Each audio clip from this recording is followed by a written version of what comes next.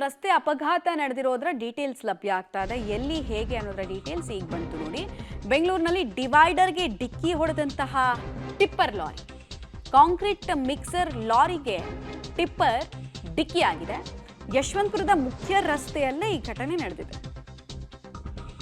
ಇಬ್ಬರು ಲಾರಿ ಚಾಲಕರ ನಿರ್ಲಕ್ಷ್ಯದ ಕಾರಣಕ್ಕೋಸ್ಕರ ಇಬ್ಬರೂ ಇಲ್ಲಿ ನೆಗ್ಲಿಜೆನ್ಸ್ ಅನ್ನು ತೋರಿಸಿದ್ರು ಅನ್ನೋದು ತಿಳಿದು ಬರ್ತಾ ಇದೆ.